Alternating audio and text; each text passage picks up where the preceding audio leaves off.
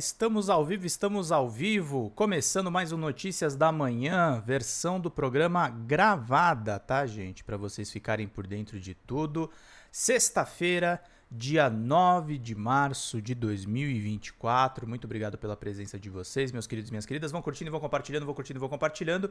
Lembrando, gente, que a nossa meta permanece R$60 por live, mesmo sendo uma live gravada. Eu leio os comentários de vocês depois que a live termina. Eu acompanho tudo que vocês estão comentando por aqui. Então, se você puder ajudar, mandando seu superchat, mandando um pix em folhademocrata@gmail.com, a gente consegue manter o nosso trabalho e todas as atividades por aqui, meus queridos e minhas queridas. Ajudem no Pix, ajudem no Superchat e tornem-se membros também para vocês ganharem mais emojis aqui dentro do canal. Vamos então começar com o nosso giro de notícias, meus queridos e minhas queridas. Vamos lá, Reinaldo Azevedo destrinchando os dados da Quest. Vamos ler aqui no UOL.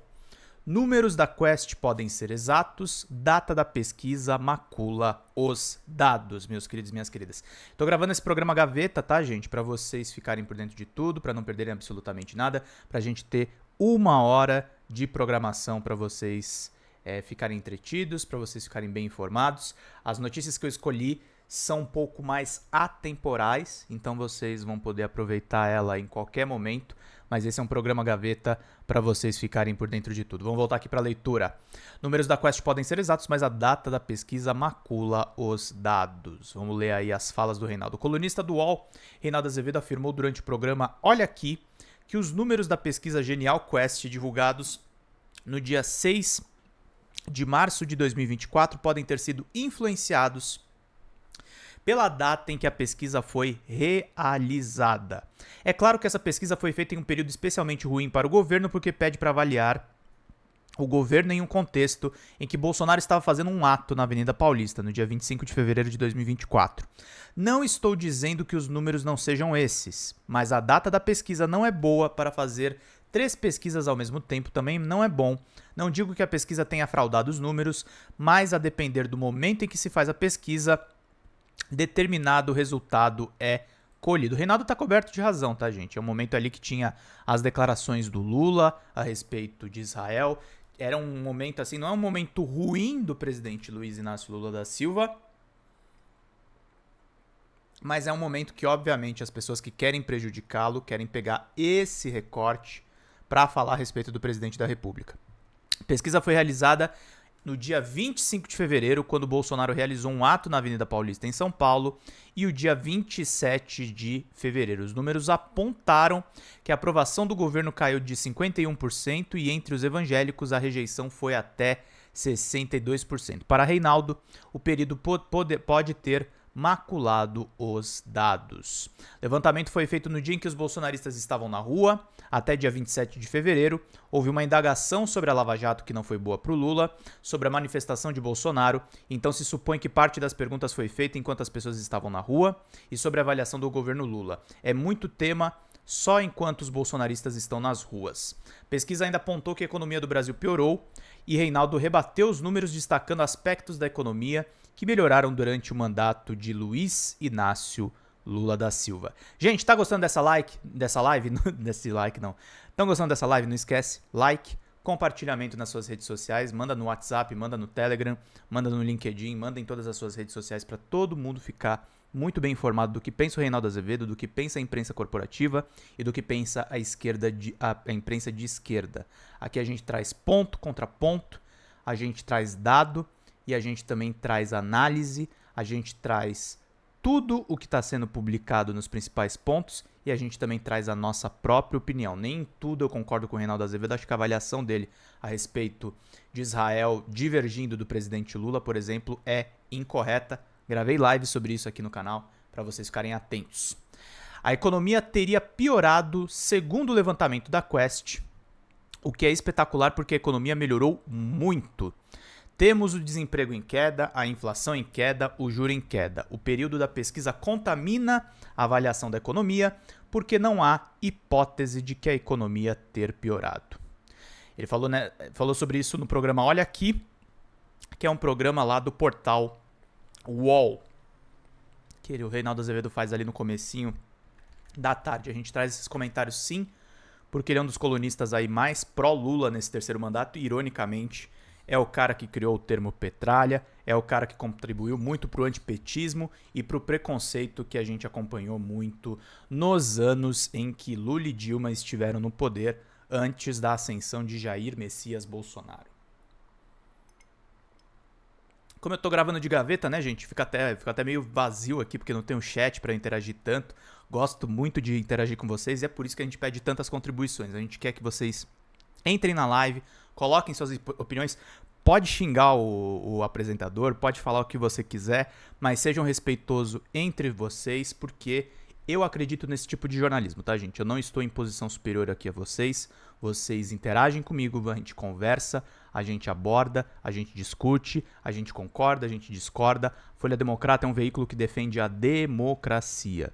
É um veículo que defende o republicanismo, valores que foram perdidos na época que o Jair Bolsonaro ficou 4 anos no poder em uma eleição feita de uma maneira completamente absurda. Aqui a gente discute muitas teses, a gente discute muitos conceitos, a gente coloca esses conceitos em debate e a gente está trazendo essas informações muito relevantes para vocês ficarem por dentro de tudo, meus queridos e minhas queridas. Trago mais alguns textos aqui bem interessantes para a gente ficar por dentro de tudo. O professor Valério Arcari fez um contraponto interessante ao Vladimir Safatli, que na entrevista para a Folha de São Paulo falou que a esquerda morreu. Ele faz aí, na verdade, uma crítica do vocabulário da esquerda. Aí nesse site que é o Esquerda Online, Valério Arcari, que era do PSTU e entrou no PSOL, diz o seguinte: a esquerda não morreu. Vamos ler juntos aqui esse texto. Valério Arcari é professor titular aposentado do Instituto Federal de São Paulo. Conheci ele lá, aliás, quando eu fazia meu ensino médio e meu ensino técnico. Não cheguei a fazer o técnico, fiz só o médio.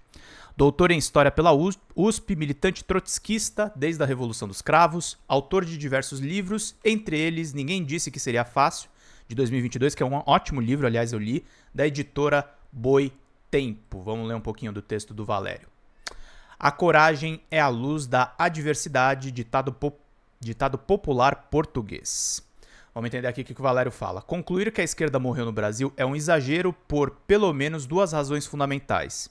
Porque ganhou 4 eleições presidenciais seguidas desde 2002, e confirmou que preservava a autoridade levando a candidatura de Lula ao segundo turno em 2022, vencendo o bolsonarismo, ainda que por estreita margem. E aí a segunda hipótese, porque a esquerda não morreu.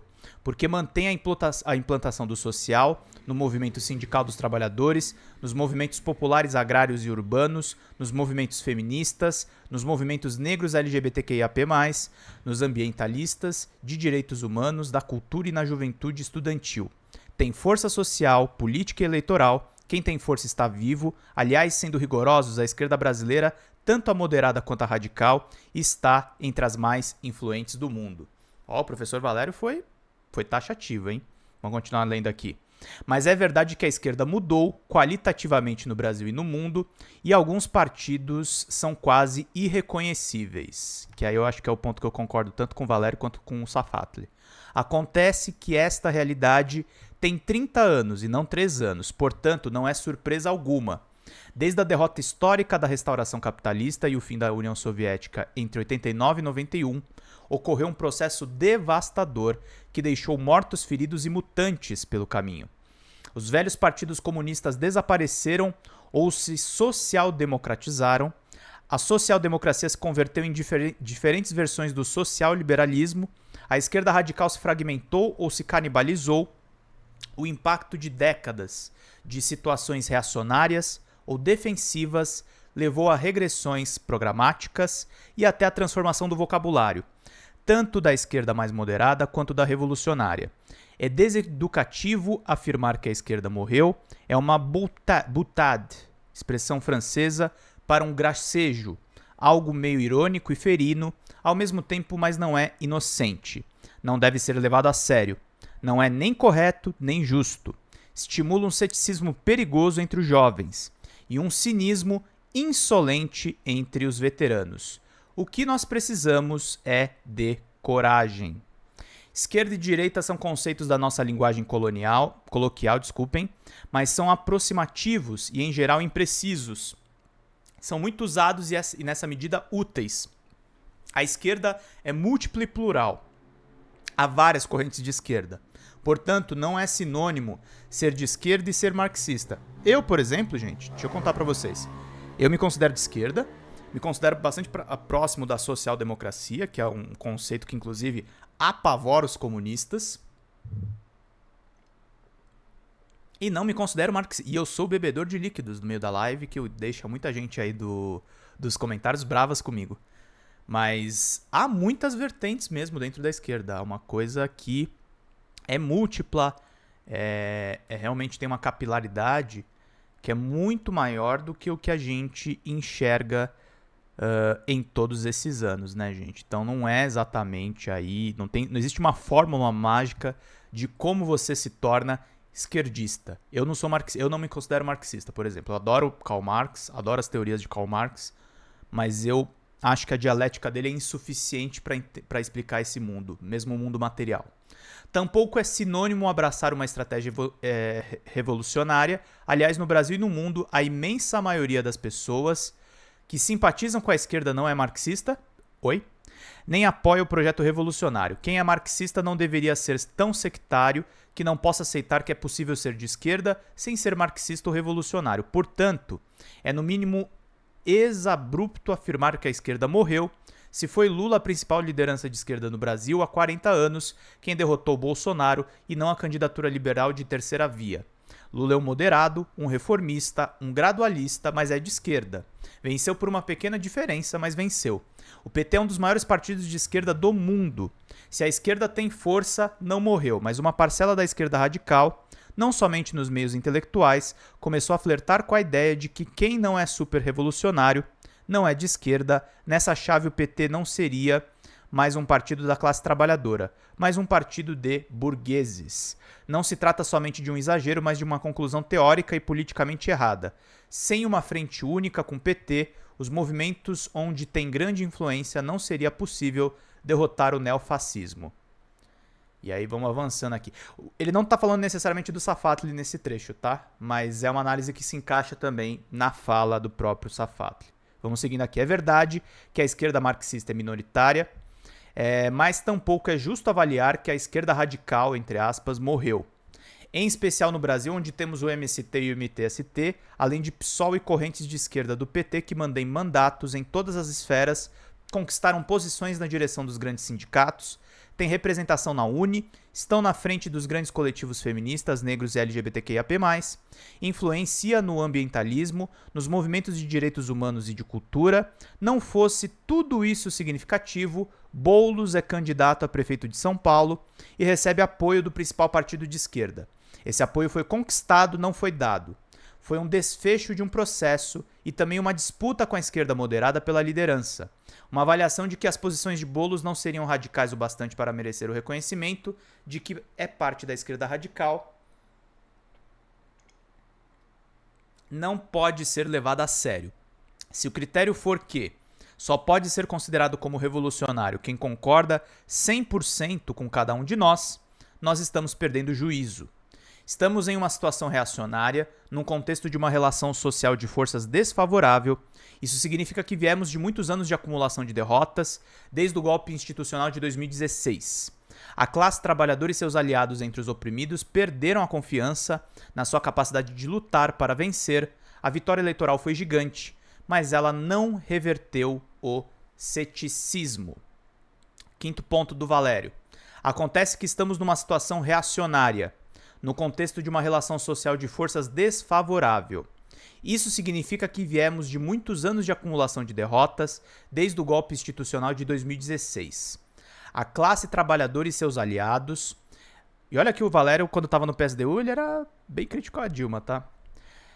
A classe trabalhadora e seus aliados entre os oprimidos perderam confiança na sua capacidade de lutar e vencer. Para vencer, a vitória eleitoral foi gigante, mas ela não reverteu o ceticismo. A esquerda não morreu, mas é verdade que ela não está bem. Não está bem por 3 razões fundamentais. Primeiro, porque perdeu qualitativamente quando em comparação histórica. Força social de choque, ou seja, na capacidade de se apoiar na mobilização de massa superior à extrema-direita. Segundo, porque o governo Lula abraçou uma estratégia de governabilidade que depende exclusivamente de acordos com o Centrão no Congresso e prevalece na maioria da esquerda, sob influência do lulismo, uma estratégia quietista de renúncia à luta pelas reivindicações populares. Terceiro, porque a imensa maioria da esquerda, inclusive na esquerda radical, desencorajou do projeto estratégico, o socialismo. O governo Lula não é um governo de esquerda, além da presença de Alckmin na vice-presidência, trata-se de um governo de coalizão com a fração capitalista que tentou conquistar uma terceira via com Simone Tebet e incorporou representantes de partidos de direita, historicamente posicionados com o centrão. Mantém intacta, no que é mais fundamental, uma estratégia econômica de gestão do capitalismo semiperiférico que responde aos dogmas neoliberais de ajuste fiscal para alcançar um déficit primário zero e reduzir a inflação, ainda que com descontos. Nem sequer uma orientação desenvolvimentista de políticas anticíclicas para impulsionar o crescimento foi considerada. Não fosse o bastante, o governo decidiu não enfrentar a questão militar, mesmo depois da incrível cumplicidade do alto comando das Forças Armadas com a ameaça golpista que culminou na semi-insurreição do 8 de janeiro de 2023. Ser de esquerda não obriga ninguém a ser oposição ao governo Lula. Tudo o que o governo faz ou deixa de fazer diz respeito aos interesses dos trabalhadores, merece e deve, sim, ser criticado. Mas não é o bastante para legitimar uma tática de oposição de esquerda ao governo Lula. Não seria nem realista, nem inteligente, nem responsável um posicionamento na oposição ao governo Lula, porque, na atual relação social e política das forças, este espaço já está ocupado pelo bolsonarismo. Os riscos colocados pelo neofascismo permanecem enormes, a classe dominante está dividida no Brasil, uma fração apoia criticamente o governo Lula, a outra apoia Bolsonaro. Não se pode lutar, ao mesmo tempo, com a igual intensidade das duas. Há que se explorar a diversão.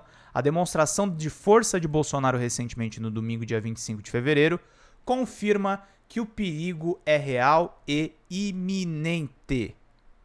A resposta contraofensiva de extrema-direita terá que ser construída nas redes, nas ruas, na institucionalidade e em todos os terrenos em unidade com o PT. Mas, exigindo que seja liderança por Lula presencialmente para que possa ser a maior possível. Quem não estiver construindo mobilização nos próximos 8 de março, 14 de março por Marielle e sábado, dia 23 de março, pode bater no peito que é da esquerda verdadeira, mas perdeu a bússola da classe. É verdade que a natureza do governo Lula tampouco justifica uma tática de disputar o destino do governo por dentro, não porque não hajam lutas políticas importantes dentro do governo. É evidente que elas existem e, na surdina, se ouvem os ecos dos debates. Mas porque essas discussões estão aprisionadas pela decisão estratégica de preservar a aliança da Frente Ampla erguida para o segundo turno. O papel da esquerda radical é uma presença incansável na organização das lutas. Entretanto, é verdade que, apesar de tudo, toda a esquerda, mais moderada ou mais radical, compartilha de 4 premissas ou escolhas comuns. Em primeiro lugar, ser de esquerda é uma escolha moral. Ao ser de esquerda, abraçamos a visão do mundo que considera todas as formas de exploração e opressão indignas, que explora ou oprime alguém que não pode ser livre. Não é possível a liberdade entre desiguais. Em segundo lugar, ser de esquerda é uma escolha de classe. Ao ser de esquerda, abraçamos uma visão de mundo que considera que o movimento dos trabalhadores é a nossa referência de esperança e suas lutas são as nossas. Em terceiro lugar, ser de esquerda é uma escolha política. Ao ser de esquerda, abraçamos um projeto de luta pela transformação da sociedade, queremos mudar o mundo em função da satisfação das necessidades da maioria. E por último, ser de esquerda é uma escolha ideológica. Ao ser de esquerda, abraçamos um projeto histórico, o socialismo como programa, ou seja, defendemos a sociedade em que devemos ser socialmente iguais, humanamente diferentes e totalmente livres. O que nos une não é pouca coisa. Baita texto do Valério e concordo bastante com ele. Eu acho só que também meio que crucificaram demais o Safatli, sendo que o que ele estava querendo dizer com a esquerda morrer é, na verdade, gente, a tal da autocrítica. A autocrítica é bom para todo mundo. A autocrítica não é só essa babaquice que a imprensa corporativa faz com o PT. Os críticos do PT precisam fazer uma autocrítica. Todo mundo precisa fazer autocrítica e até o Safatli foi muito bem criticado pelo Valério Arcari, que é um intelectual honesto, que é um cara que fez uma transição interessante ali de vir da extrema de esquerda do PSTU, né? O pessoal nem sabe qualificar exatamente se é extrema esquerda, e foi pro PSOL e virou um quadro trotskista muito interessante dentro do PSOL. Então eu acho que tem aí um debate bem interessante de um marxista com um pós-marxista. Eu não acho que o Safatli é um marxista. Ele não tá... Muita gente fez uma associação dele com o Jones Manuel, mas eles são bem distantes, sobretudo se você olha no detalhe o que o Safatli fala. Se você quiser, a grosso modo, aí um monte de gente fica parecido com o Jones Manuel. Até, sei lá, o Cauê Moura que fala bem do Reinaldo Azevedo. Então... Hold your horses, gente. Calma lá, que tem muita coisa. Gente, lembrando, essa live é gravada, mas as pessoas que mandarem 20 pila de superchats ganham esse livro aqui em PDF no e-mail pedrozambarda@gmail.com. Nós temos outros 2 livros aqui para dar de presente para as pessoas que virarem membros do canal. Temos o nosso curso de jornalismo básico com 8 aulas. Eu espero gravar a 9ª aula em breve. Preciso só arrumar tempo porque a minha vida tá corrida. Mas a gente quer dar livros de presentes para vocês, cursos, muita coisa bacana para vocês ficarem por dentro de tudo, gente. Para vocês terem a melhor educação midiática, a melhor educação ideológica, a melhor educação em diversas categorias. Estou sentindo falta de conversar com o chat, mas eu sinto que vocês conversarão comigo quando esse vídeo estiver rodando em modo estreia. Então vamos lá, meus queridos e minhas queridas. Vamos continuar aqui a leitura das notícias para não faltar absolutamente nada. Vamos lá para Jacobin Brasil, que virou revista Jacobina agora, e vamos entender aqui um pouco sobre o Julian Assange, que é um jornalista que merece toda a atenção, toda a solidariedade nesse momento difícil. Um homem que pode ser morto por ter revelado os segredos dos Estados Unidos. A extradição de Julian Assange contribui para a crise do jornalismo. Texto da excelente e da jovem Sofia Schurig, que está cobrindo essa questão, assim como Sara Vivacqua, assim como grandes jornalistas que nós temos no Brasil, Natália Viana, da Agência Pública. Então tem muita gente bacana que está cobrindo essa questão do Assange. A extradição de Julian Assange, fundador do Wikileaks, ilustra o tamanho da crise de um mundo em declínio em que vivemos, onde informações verídicas são restringidas e seus divulgadores perseguidos. Num cenário de crise de jornalismo com redes de fake news e uso questionável da tecnologia, a liberdade da informação está sob grave ameaça. Vamos entender aqui direitinho. Vamos lá, seguindo. Em 17 de junho de 2022, o governo do Reino Unido aprovou a extradição do jornalista australiano Julian Assange para os Estados Unidos. Há mais de 5 anos, ele trava uma batalha legal para evitar uma possível sentença de 175 anos de prisão pelo seu trabalho no Wikileaks, site responsável por denunciar crimes de guerra no Oriente Médio, ciberespionagem e outras ofensas contra os direitos humanos por parte do governo americano e de outros países do mundo. A Jacobina já escreveu sobre Assange, bem como inúmeros veículos de imprensa brasileiros e internacionais. Mas, nesse momento, é preciso reforçar a importância que este caso tem no ecossistema de comunicação mundial. Em tempos onde demissões em massa estão afetando o setor da imprensa e o trabalho do jornalismo investigativo no mundo. Na quarta-feira, dia 21 de fevereiro, o último recurso de apelação de Assange para evitar que sua extradição foi ouvido em um tribunal britânico. Agora é tudo ou nada. O que é o Wikileaks? Fundada em outubro de 2004, o Wikileaks é uma organização de imprensa baseada em transparência para fiscalizar as instituições de poder, sejam elas públicas ou privadas. Ao longo dos anos, o site recebeu, analisou e publicou centenas de milhares de documentos, dados e informações internas de governos ao redor do mundo que fossem de interesse público. O trabalho provavelmente mais conhecido do Wikileaks é o Cablegate, quando em 2010, mais de 251 mil telegramas internos do Departamento de Estado dos Estados Unidos, enviados em todas as suas 274 embaixadas e consulados, foram publicados pelo site. E é também por conta desse trabalho, embora existam outras questões, que Assange está sob ameaça de extradição. Sim, isso está rolando. o Assange pode ser extraditado e ficar em prisão perpétua. Vamos continuar acompanhando aqui. Os documentos, que datavam de 96 a 2010, continham informações essenciais sobre a espionagem de líderes globais e conflitos internos, dos quais os americanos sabiam que estavam acontecendo. Uma das informações publicadas pelo site envolve um vídeo onde jornalistas da agência de notícias Reuters são assassinados a sangue frio por militares americanos.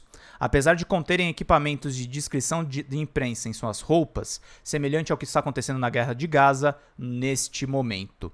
7 relatórios e telegramas foram produzidos pela Embaixada dos Estados Unidos em Brasília sobre o Movimento dos Trabalhadores Sem Terra, o MST.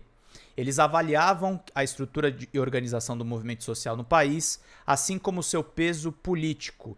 Um dos telegramas destaca que foi escrito pelo então embaixador dos Estados Unidos em Brasília, Clifford Sobel, diz que o movimento dos trabalhadores sem terra, assim como os movimentos sociais, aparecem como um obstáculo para a criação de uma lei antiterrorismo no Brasil. André Luiz Wolozin, então analista de inteligência estratégica da Escola Superior de Guerra, é mencionado no telegrama através de uma conversa com o embaixador norte-americano para dizer que o governo na época do ex-presidente Luiz Inácio Lula da Silva era repleto de militantes esquerdistas que haviam sido alvo de leis da ditadura militar criadas para reprimir a violência politicamente motivada. O Wolozin segue afirmando que é impossível a criação de uma lei antiterrorismo que exclua as ações do MST. Espionagem, né, gente? Espionagem internacional envolvendo os nossos movimentos sociais. Os documentos foram publicados em parceria com outras organizações de imprensa no mundo, como o New York Times, El País, The Guardian e outros. Esse tipo de parceria, fundamental para estabelecer a relevância do Wikileaks em uma época que a internet e os blogs começavam a ganhar espaço, ajudou a solidificar a credibilidade da organização no cenário jornalístico global.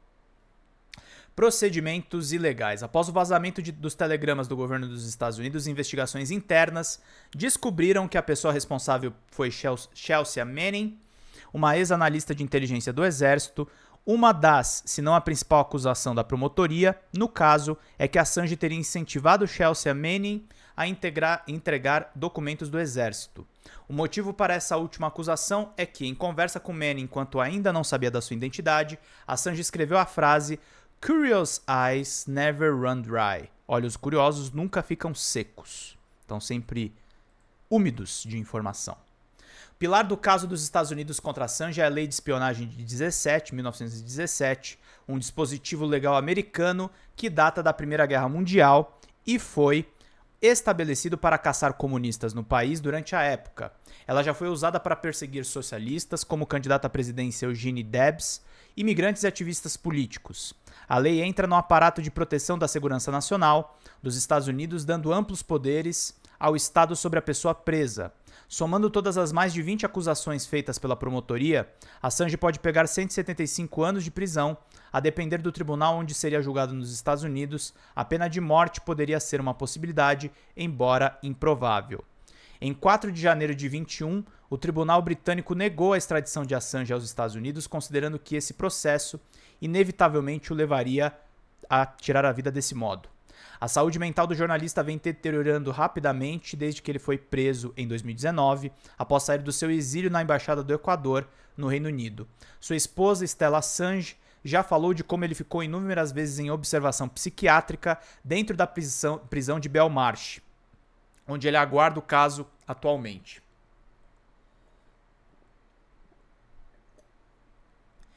Na realidade, nenhuma pessoa que manteve ou mantém contato próximo com o Wikileaks possui paz desde meados de 2010. No final de 2021, foi exposto que a CIA, a maior agência de inteligência dos Estados Unidos e possivelmente do mundo, havia elaborado um plano para sequestrar e assassinar Assange, evitando o procedimento legal de extradição. A CIA nega que isso tenha acontecido. Jornalistas que trabalhavam para o veículo foram altamente vigiados e monitorados por anos, assim como a própria Stella Assange. Quando a diplomacia entra em cena. Após as últimas audiências entre 20 e 21 de fevereiro, há duas possíveis conclusões para o caso. Se o tribunal aceitar a sua apelação, o caso seguirá com o recurso completo, o que significa que ele potencialmente será totalmente refeito. Caso seja negado, as autoridades poderão finalmente extraditá-lo. Uma última alternativa é solicitar intervenção do Tribunal Europeu dos Direitos Humanos, o TEDH, para interromper a sua extradição, mas pode ser tarde demais quando o tribunal puder agir, uma vez que os casos demoram muitos anos. Um pedido para interromper a sua extradição já está pendente na corte.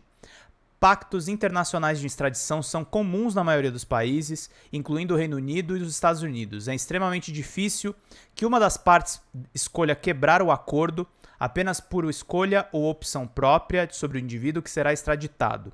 É por isso que a decisão de 2021 que negou a extradição foi desconsiderada, uma vez que, para o governo britânico, que desde a saída da União Europeia enfrenta uma série de polêmicas e controvérsias internas, assim como uma recessão econômica que pode depender de pactos com os Estados Unidos. Arcar com os prejuízos dessa escolha é extremamente difícil.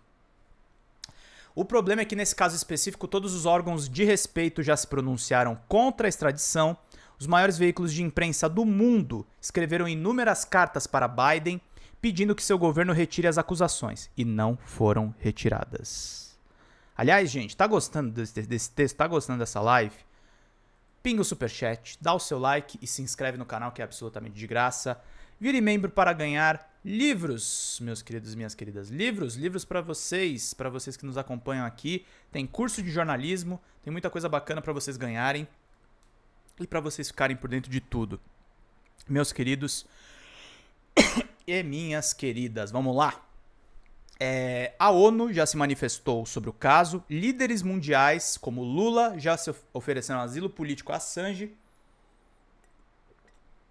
E até mesmo a própria Austrália já pediu ao Reino Unido que ele seja enviado de volta ao seu país. Até agora, o governo Biden parece ter recusado a ideia de intervir na perseguição do Departamento de Justiça dos Estados Unidos a Assange.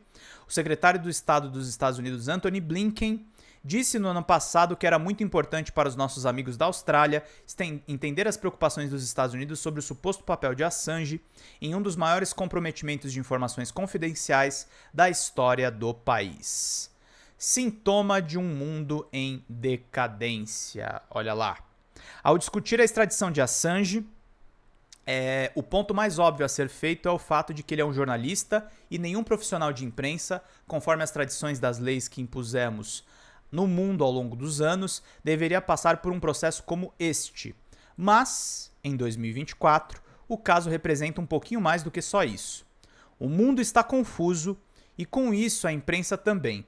Desde janeiro, algumas das maiores organizações de imprensa do mundo, que auxiliam na distribuição de informações para o resto do mundo devido à predominância de recursos que promoveram demissões em massa e que afetaram milhares de pessoas, veículos fecharam as portas e passaram a usar ferramentas de inteligência artificial para produzirem histórias e artigos. Os algoritmos das redes sociais estão passando a se distanciar cada vez mais das notícias, após o medo das Big Techs perderem anunciantes e se envolverem em polêmicas envolvendo a falta de noção e moderação para lidar com temas sensíveis após as eleições de 2016 nos Estados Unidos. Em alguns casos,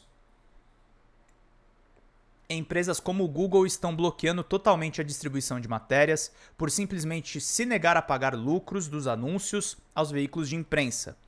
Todos os mecanismos de busca são um saco e está cada vez mais difícil encontrar uma informação na internet sem precisar se dedicar uma hora do seu dia para uma checagem de fatos. Ao mesmo tempo que isso acontece na esfera pública da tecnologia, no lado privado, não no sentido comercial, e sim do lado interno, as empresas se tornam mais parceiras de entidades estatais e mais submissas às ameaças das grandes figuras do poder. Cada dado e informação sua, a partir do momento em que você abre um aplicativo, é coletado por uma empresa e possivelmente analisado por no mínimo 3 outras. E o mundo, para além da União Europeia, não consegue criar uma legislação global para proteger a privacidade das pessoas. Redes como Twitter, hoje conhecido como X, já foram pilares para a democratização da informação global e agora são redutos da extrema-direita que se curvam a quaisquer pedidos de monitoramento de Estado para a derrubada de perfis dissidentes, ao mesmo tempo que permitem neonazis na plataforma. Reportagens e denúncias sobre crimes de guerra e violações dos direitos humanos continuam acontecendo. E para saber disso é preciso olhar para o estado de Gaza nesse momento, mas conseguir conversar com essas pessoas é cada vez mais difícil para os jornalistas. Muitos profissionais foram demitidos nos últimos meses por simplesmente fazerem um apelo ao lado humanitário da causa, ainda que não entrassem em nenhuma questão política ou ideológica envolvendo o conflito. Investigar nunca foi fácil, mas com o conjunto de fatores que temos no momento, essa prática se tornou ainda mais complicada. E olha que nem tocamos no ponto da falta de arrecadação de recursos para a mídia independente. Então, pegando o texto da Jacobina, não esquece, gente, superchats para a gente manter aqui a Folha Democrata e eu continuar democratizando conteúdo com vocês aqui que me assistem, inclusive recomendando bons veículos como a própria revista Jacobina. Por isso que a extradição de Assange significa mais do que é, mesmo que, por si só, signifique muito. É um sintoma de um mundo em decadência, onde as informações são paralisadas, contidas e guardadas cada vez mais secretamente por órgãos e entidades de poder, enquanto as coisas vão piorando. Reportagem aí da Sofia Schurig, cobre tecnologia, redes sociais e extremismo online, é graduanda em comunicação social pela Universidade Federal da Bahia, a UFBA, pesquisa semiótica e humanidades digitais, trabalha na revista Sabiá e no Núcleo Jornalismo, onde ela é repórter. Na Jacobin, ela cuida da seção Tecnologia e Ciências e faz excelentes traduções. Grande Sofia fez matéria de capa na Carta Capital com o Glenn Greenwald sobre a operação Spoofing. Vamos lá para todo mundo ficar por dentro de tudo, meus queridos e minhas queridas. Último texto aqui da live, agradecer muito a presença de vocês, mas vai ser um texto longo, em que a gente vai abordar um assunto que está muito em voga. A inteligência artificial, não esquecendo que precisamos de recursos para a gente poder fazer o nosso trabalho. Vocês ganham livro, ganham curso e ganham muitas coisas bacanas para a gente poder acompanhar. Vamos então aqui para a próxima notícia, para a gente não perder absolutamente nada. A humanidade pode sobreviver à inteligência artificial? Pode? Texto do Garrison Lovely, tradução da própria Sofia Schurig. Vamos ler juntos. Com o desenvolvimento da inteligência artificial, a IA, avançando em velocidade vertiginosa, alguns dos homens mais ricos do mundo podem estar decidindo o destino da humanidade neste exato momento. Vamos entender aqui direitinho. Vamos lá, gente. O cofundador do Google, Larry Page, acredita que a IA superinteligente é apenas o próximo passo na evolução. Na verdade, Page, que vale cerca de 120 bilhões, a empresa dele, na verdade, teria argumentado que os esforços para prevenir a extinção, impulsionada pela IA e proteger a consciência humana, são especistas e absurdos sentimentais. Em julho, o ex-cientista sênior do Google DeepMind, laboratório de inteligência artificial comprado pela Big Tech em 2014, Richard Sutton, um dos pioneiros do aprendizado por reforço e um dos principais subcampos da IA, disse que a tecnologia pode nos deslocar da existência e que não devíamos resistir à sucessão. Durante uma palestra de 2015, Sutton disse que suponha que tudo falha e a IA mata todos nós. Ele perguntou: é tão ruim que os humanos não sejam a forma final de vida inteligente no universo? Pergunta ele. Extinção biológica, esse não é o ponto, disse-me Sutton aos 66 anos. A luz da humanidade e o nosso entendimento, nossa inteligência, a nossa consciência, se quiserem, podem continuar sem a carne humana. Olha que conceito doido. O cara tá falando de extinguir a raça humana, mas continuar com essa lógica. Yoshua Bengio, 59, é o segundo cientista vivo mais citado, conhecido por seu trabalho fundamental sobre a aprendizagem profunda. Respondendo a Larry Page e Sutton, Bengio me disse: o que eles querem, acho, que é jogar dados com o futuro da humanidade. Eu particularmente acho que isso deveria ser criminalizado. Um pouco surpreso, perguntei exatamente o que ele queria ilegalizado, e ele disse que os esforços para construir sistemas de IA que poderiam nos dominar e ter seu próprio interesse próprio por design. Em maio, Bengio começou a escrever e falar sobre como sistemas avançados de IA podem ser desonestos e representar um risco de extinção para a humanidade. Benjo postula que os futuros sistemas de IA genuinamente humanos poderiam melhorar suas próprias capacidades, criando funcionalmente uma nova espécie mais inteligente. A humanidade extinguiu centenas de outras espécies, em grande parte por acidente. Ele teme que possamos ser os próximos, e ele não está sozinho nessa tese, meus queridos e minhas queridas. Benjo dividiu o prêmio Turing, de 2018, o prêmio Nobel da Computação, com os pioneiros do aprendizado profundo, Yang LeGun e Geoffrey Hinton. Hinton, o cientista vivo mais citado, causou polêmica em maio quando renunciou ao cargo sênior no Google para falar mais livremente sobre a possibilidade de futuros sistemas de IA possam acabar com a humanidade. Hinton e Benjo são os dois pesquisadores de IA mais proeminentes a se juntar na comunidade Risco X, às vezes referido como os pesquisadores da segurança de IA ou os condenadores, esse grupo solto que se preocupa que a IA represente um risco existencial para a humanidade. No mesmo mês em que Hinton renunciou ao seu cargo no Google, centenas de pesquisadores de IA e pessoas notáveis assinaram uma carta aberta afirmando: mitigar o risco de extinção da IA deve ser uma prioridade global ao lado de outros riscos de escala social, como pandemias e guerra nuclear. Hinton e Benjo foram os principais signatários, seguidos pelo CEO da OpenAI, Sam Altman, e os chefes de outros laboratórios de IA de topo. Hinton e Benjo também foram os primeiros autores de um artigo de posição de outubro, alertando sobre o risco de uma perda irreversível do controle humano sobre sistemas autônomos de IA, acompanhado por acadêmicos famosos como o prêmio Nobel Daniel Kahneman e o autor de Sapiens, Yuval Noah Harari.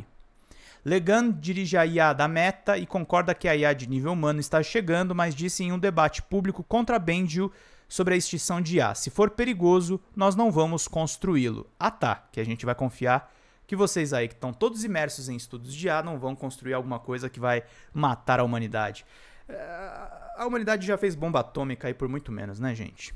O aprendizado profundo alimenta sistemas de IA mais avançados do mundo, desde o modelo de dobramento de proteínas DeepMind até modelos de linguagem grandes, as LLMs, como o ChatGPT e a OpenAI. Ninguém realmente entende como os sistemas de aprendizagem profunda funcionam, mas o seu desempenho continua a melhorar mesmo assim. Esses sistemas não são projetados para funcionar de acordo com um conjunto de princípios bem compreendidos, mas são treinados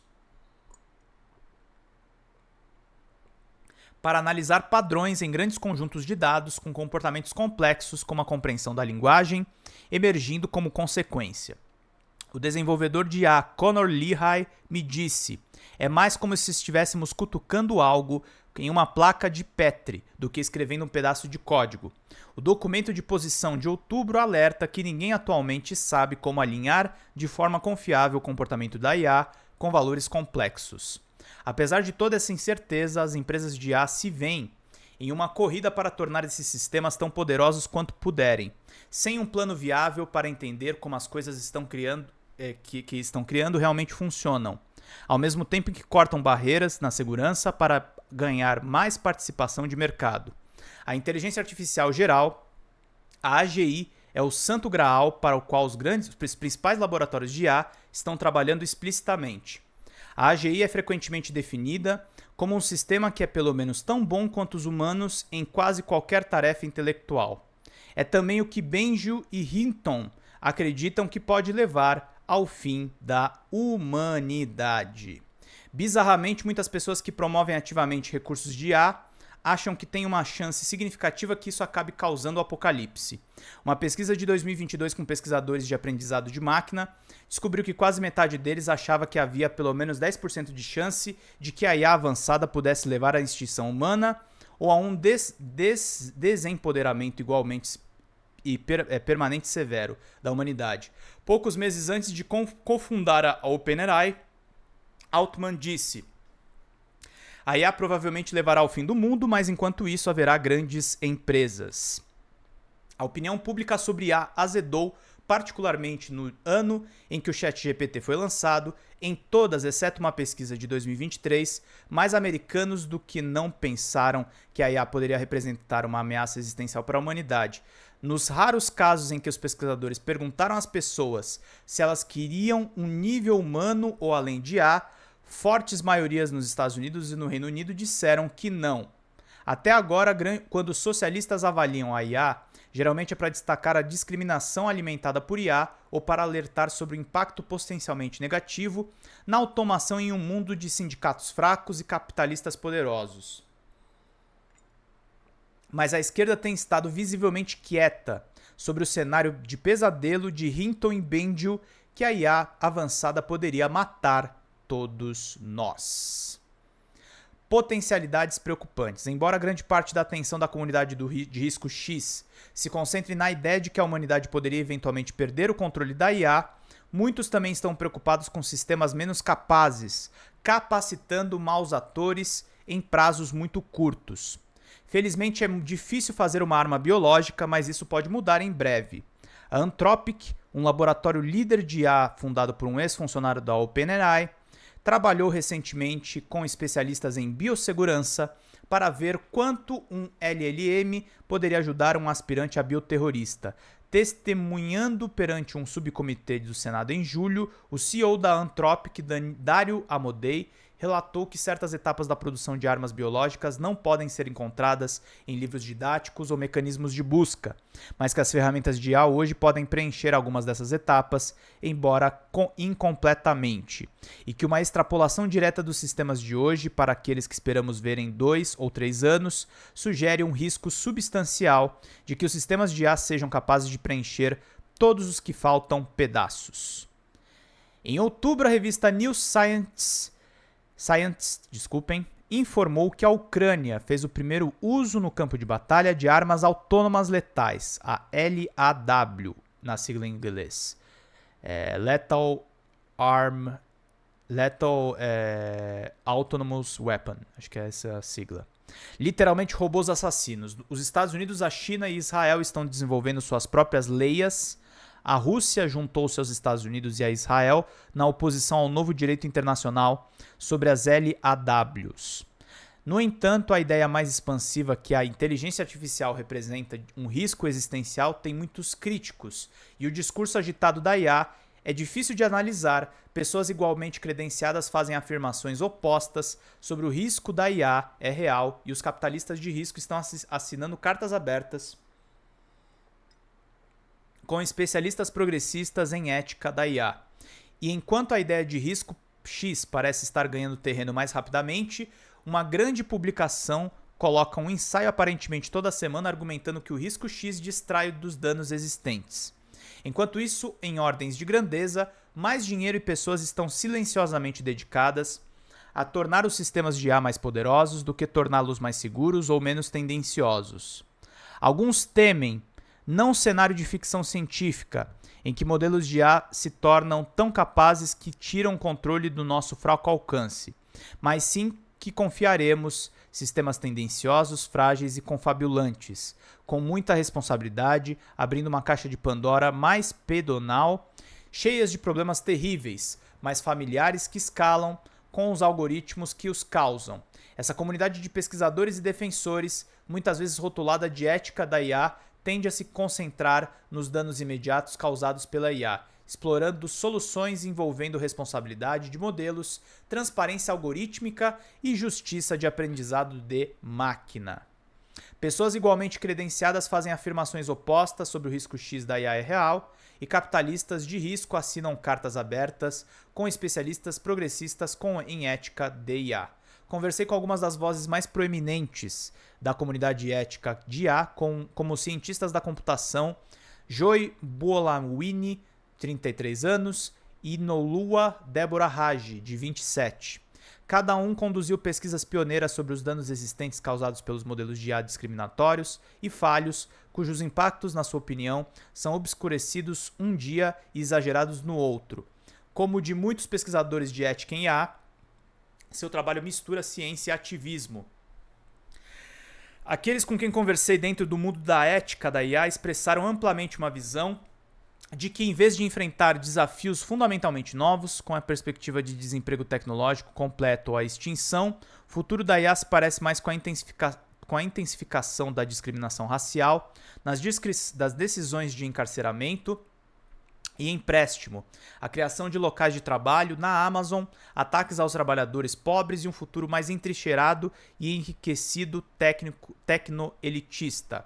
Aqueles com quem conversei dentro do mundo da ética de IA expressaram amplamente a visão de que, em vez de desafios fundamentalmente novos, como a perspectiva de desemprego tecnológico completo ou a extinção, o futuro da IA parece mais com a intensificação da discriminação racial, nas decisões de encarceramento e empréstimo, a criação de locais de trabalho na Amazon, ataques aos trabalhadores pobres e um futuro mais entrincheirado e enriquecido da tecno-elite. Um argumento frequente dessa multidão é que a narrativa da extinção exagera nas capacidades de produtos Big Tech e perigosamente distraia dos danos imediatos da IA. Na melhor das hipóteses, dizem eles, entreter a ideia de risco X é uma perda de tempo e de dinheiro. Na pior das hipóteses, leva a ideias políticas desastrosas. Mas muitos dos crentes do risco X destacaram que as posições de IA causam danos agora e que a IA pode acabar com o mundo, não são mutuamente exclusivas uma da outra, né? Uma não exclui a outra. Alguns pesquisadores tentaram explicitamente fazer a ponte entre aqueles focados nos danos existentes e aqueles focados na extinção, destacando os potenciais objetivos políticos compartilhados. Professor de IA Sam Bowman, outra pessoa cujo nome está na Carta da Extinção, fez pesquisas para revelar e reduzir o viés algorítmico e revisa as submissões para a principal conferência ética em IA. Simultaneamente, Bowman pediu que mais pesquisadores trabalhem na segurança da IA e escreveu sobre os perigos de subestimar as habilidades dos LLMs, ou grandes modelos de linguagem.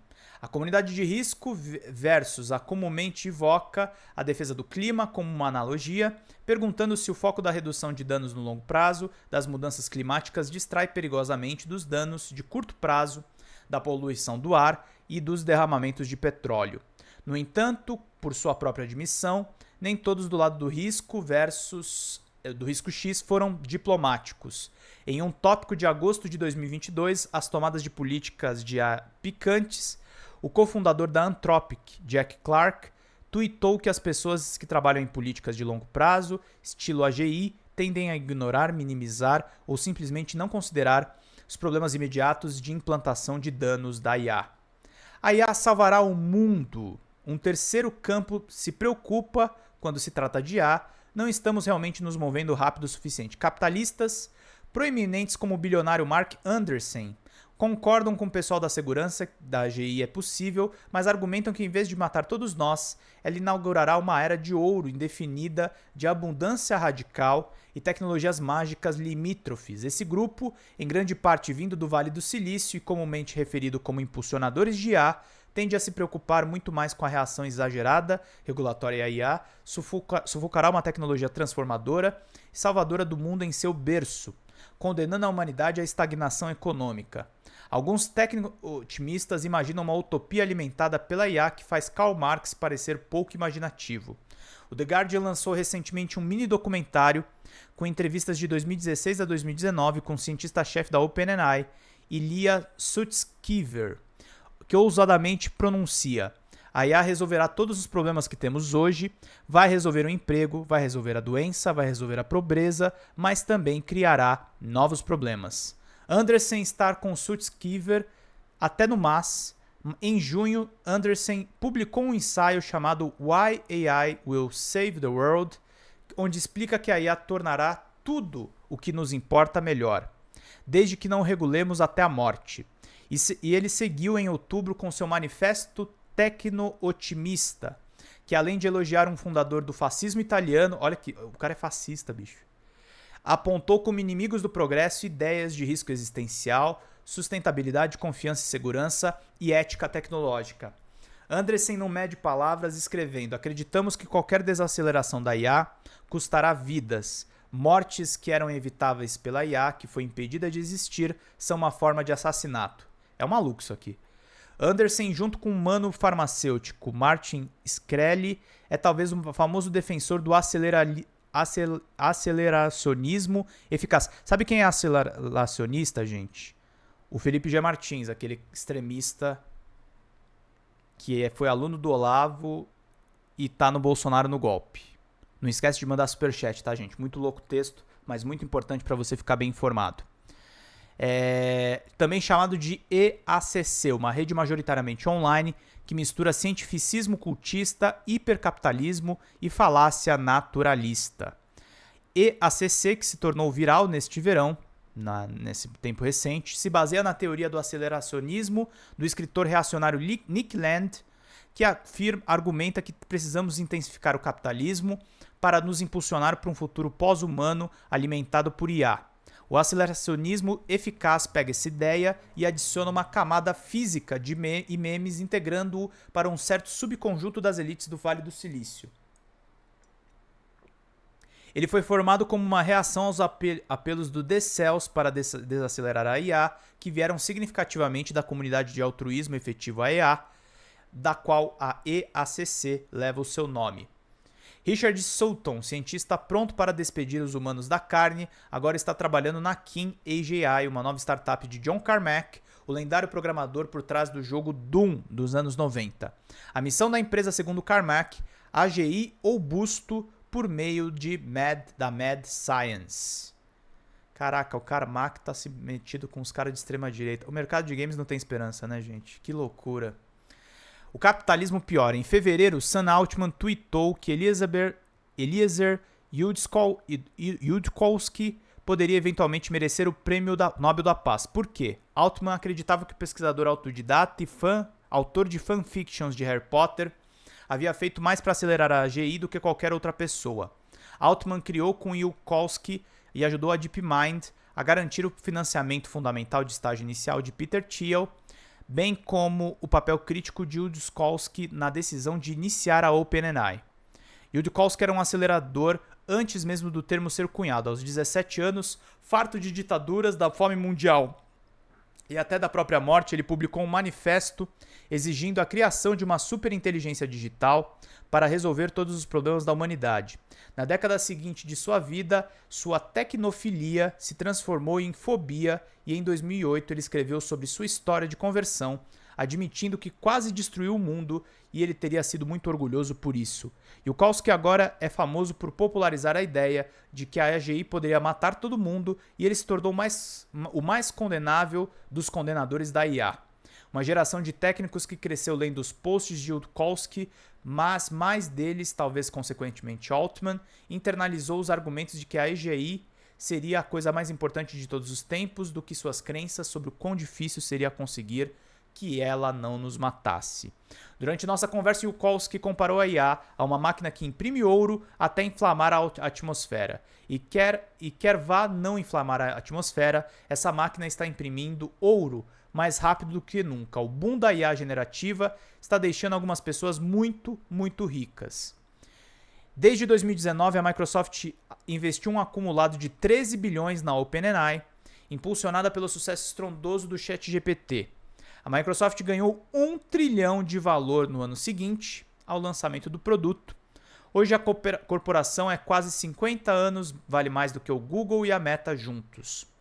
Os atores maximizadores dos lucros continuam avançando, externalizando os riscos que o resto de nós nunca concordou em suportar na busca de riquezas ou simplesmente a glória de criar uma superinteligência digital, algo que Sutton tweetou. Será a maior conquista intelectual de todos os tempos, cujo significado está além da humanidade, além da vida, além do bem e do mal. As pretensões do mercado provavelmente levarão as empresas a transferir cada vez mais poder e autonomia para os sistemas de IA na medida que melhorem. Um pesquisador de IA do Google me escreveu: acho que as grandes corporações estão com tanta pressa para ganhar participação do mercado que a segurança da IA é vista como uma espécie de distração boba. Benjo disse que vê uma corrida perigosa entre as empresas que pode ficar ainda pior. Em pânico em resposta ao mecanismo de busca Bing alimentado pela OpenAI, o Google declarou um código vermelho que recalibrou seu apetite por risco e correu para liberar Bard, seu LLM, por oposição da equipe. Em discussões internas, os funcionários chamaram a Bard de mentiroso patológico e digno de cringe. O Google publicou mesmo assim, a inteligência artificial do Google, tá, gente?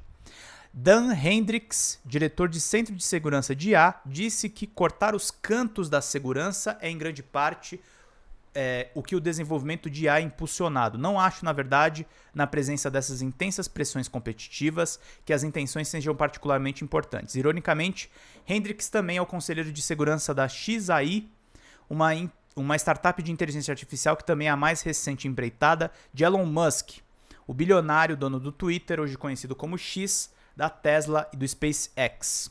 Os 3 principais laboratórios de IA começaram com organizações independentes orientadas por missões, mas agora são subsidiárias completas de gigantes da tecnologia, como o Google DeepMind, ou assumiram tantos bilhões de dólares em investimentos de empresas trilionárias que suas missões altruístas podem ser substituídas pela busca incessante de valor para os acionistas. A Anthropic tomou até 6 bilhões do Google e da Amazon juntos, e 13 bilhões da Microsoft compraram 49% do braço lucrativo da OpenAI. O New York Times relatou recentemente que os fundadores da DeepMind ficaram cada vez mais preocupados com o que o Google faria com as suas invenções. Em 2017, eles tentaram romper com a empresa. O Google respondeu aumentando os salários e os pacotes de prêmios de ações dos fundadores da DeepMind e da sua equipe. Eles ficaram parados.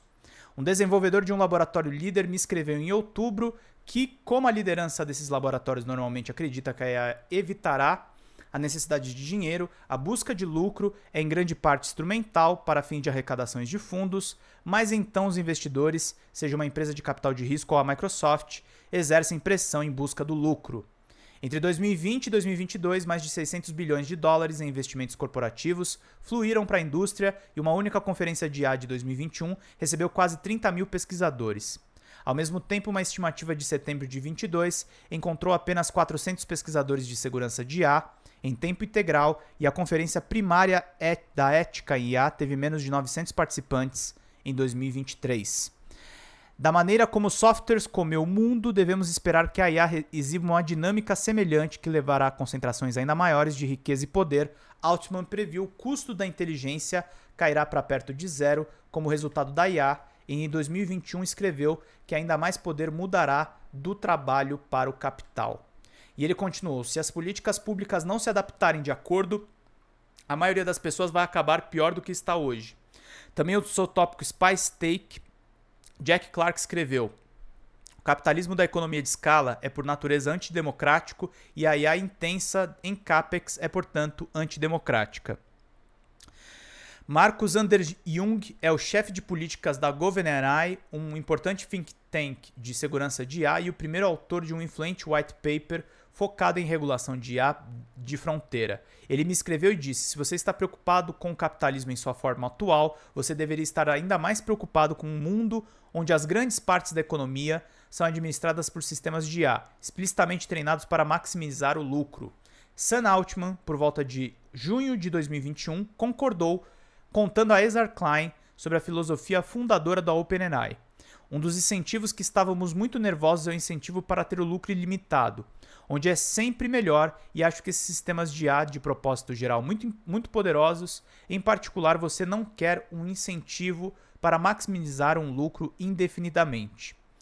Em um movimento impressionante que se tornou amplamente visto como o maior ponto de inflamação sobre o debate de segurança de IA, até agora, o Conselho para Sem Fins de Lucrativos da OpenAI demitiu Sam Altman no dia 17 de novembro de 2023, a sexta-feira do Dia de Ação de Graças. O Conselho, de acordo com carta em comum da OpenAI, tem um dever fiduciário para com a humanidade e não para investidores ou funcionários. Como justificativo, o Conselho citou vagamente a falta de franqueza de Altman, mas ironicamente manteve silêncio sobre a sua decisão.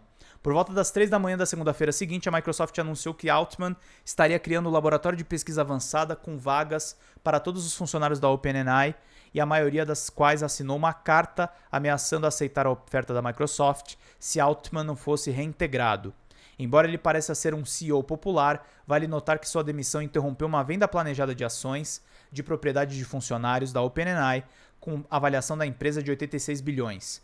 Pouco depois da 1 da manhã de quarta, a OpenAI anunciou o retorno de Altman como CEO e 2 novos membros para o conselho, o ex-presidente de conselho do Twitter e ex-secretário do Tesouro, Larry Summers. Esse é famoso.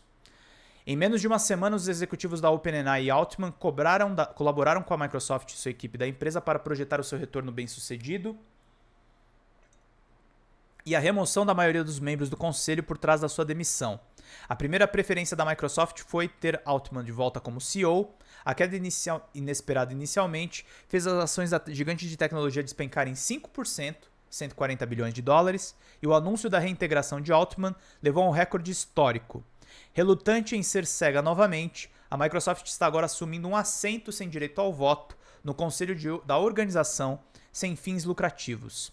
Imediatamente depois da demissão de Altman, o X explodiu e uma narrativa grande alimentada por rumores online e artigos de origem anônima surgiu de que altruístas eficazes focados em segurança no conselho haviam demitido Altman por sua comercialização agressiva nos moldes da OpenAI às custas da segurança, capturando o teor da resposta esmagadora da EACC, pseudônimo Base Jeff Bezos, postou: as EAs, aceleracionistas eficazes, são basicamente terroristas. Destruir 8 bi de valor da noite para o dia é um ato de terrorismo. É a galera do lucro que não gostou aí da especulação. A imagem que emergiu dos relatórios subsequentes é que uma desconfiança fundamental em relação a Altman e não as preocupações imediatas com segurança de IA impulsionou a escolha do conselho. O Wall Street Journal descobriu que não houve um incidente que levou à sua decisão de expulsar Altman, mas uma erosão consistente e lenta da confiança ao longo do tempo que os deixou cada vez mais desconfortáveis. Queridos, esse artigo é gigantesco e procurem, porque ele é o melhor resumo a respeito da inteligência artificial e tem gente que acha que a IA provavelmente vai matar todos os seres vivos. É isso, meus queridos e minhas queridas. Não esqueçam, mandem superchats, sejam membros aqui do canal para ganharem esses livros. A gente vai abordar todos esses assuntos em várias lives. Essa live é gravada, mas ela depende dos superchats de vocês e dos Pix. Então ajudem para todo mundo ficar por dentro de tudo, meus queridos e minhas queridas. Esse é o Notícias da Manhã. Vida longa e próspera, gente. Boa... cuidem-se, cuidem dos seus. Não é boa tarde porque eu tô gravando esse programa. Cuidem-se, cuidem dos seus. Até mais. Tchau, tchau.